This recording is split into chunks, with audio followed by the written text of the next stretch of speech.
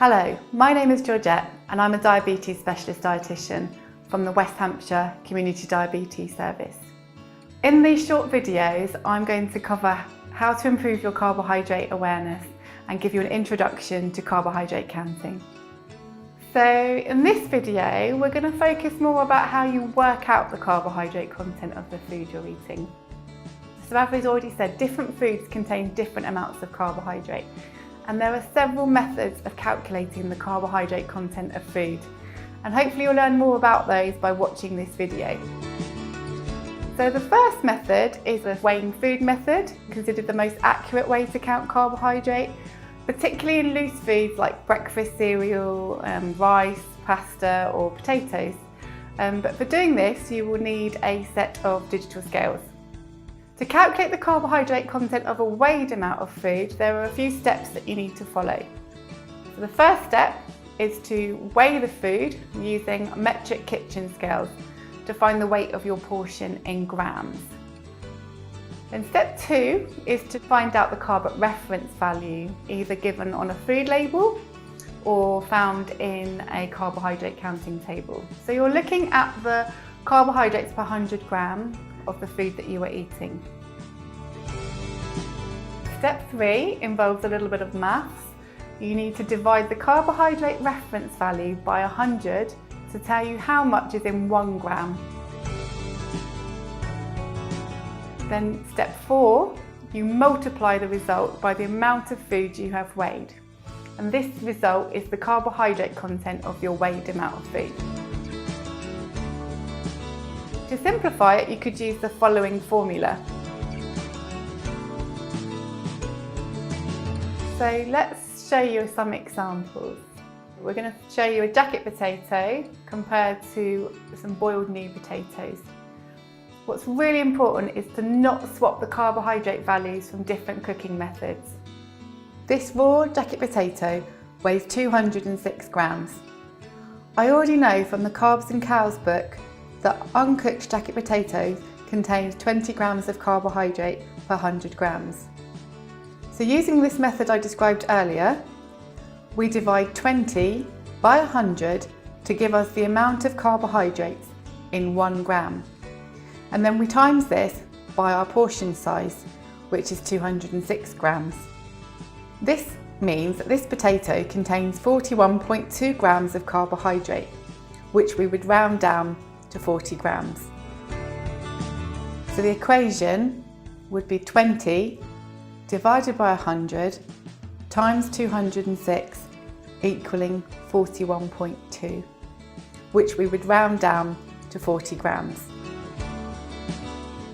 So to compare this, I'm now going to weigh some new potatoes. These weigh 189 grams, which is less than the single jacket potato. This is why it's worth weighing, at least when you're starting out, because looks can be deceiving. New potatoes contain a little bit less carbohydrate per 100 grams than jacket potatoes. 16 grams of carbohydrate per 100 grams for the raw or uncooked value. So this time, our equation is 16 divided by 100 to give us our carbohydrate per 1 gram, times by our portion size of 189 grams, equals 30.24, or rounded down to 30 grams. So the equation would be 16 divided by 100 times 189 equals 30.24. or rounded down to 30 grams. So as you can see, this portion of new potatoes is actually 10 grams of carbohydrate fewer than the jacket potato. So another method for carbohydrate counting is to read food labels.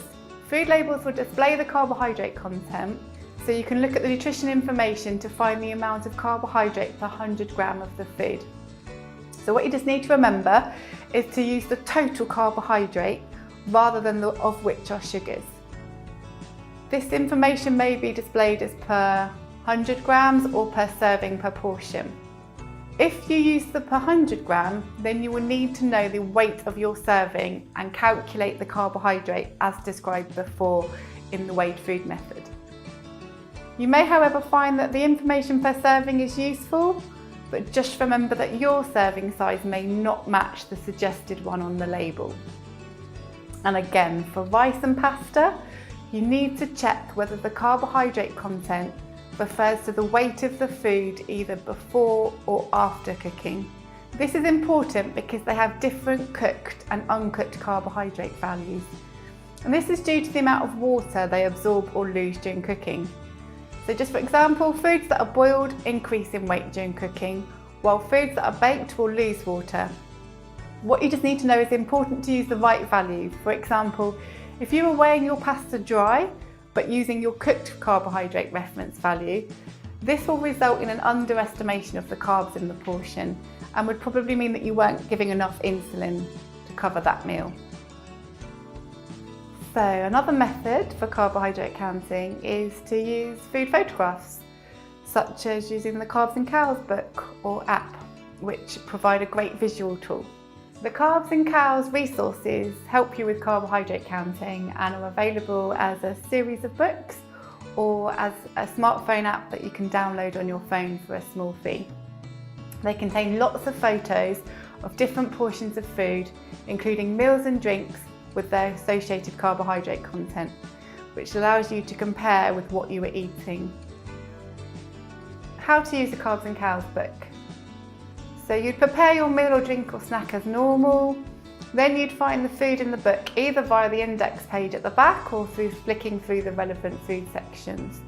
Then you want to choose the portion photo that is closest to your own. Then you use the carbohydrate value, which is often shown in the circle below your chosen portion size.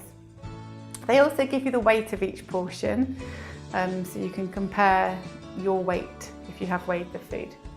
What you just need to remember to do is to add up the carbohydrate values for all the different foods to give you the total for your meal.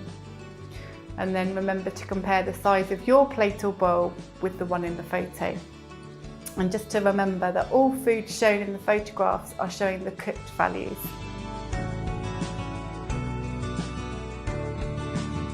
Another thing to think about is if you have regular home cooked favourites, it's useful to spend some time calculating the carbs in your recipe.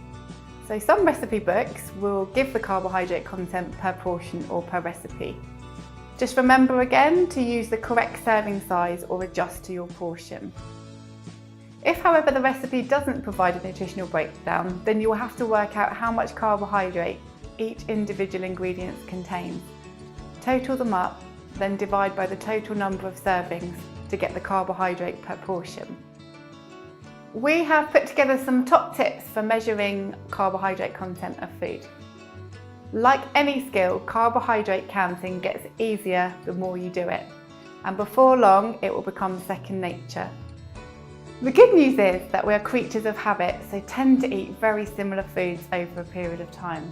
And then you'll just start to remember things such as a medium slice of bread is approximately 15 grams per slice, and you'll know that 200 ml of cow's milk is around 10 grams of carb, regardless of its fat content. Another great tip is to consider buying some measuring spoons or cups. There's also a spoon called the Spoon-It.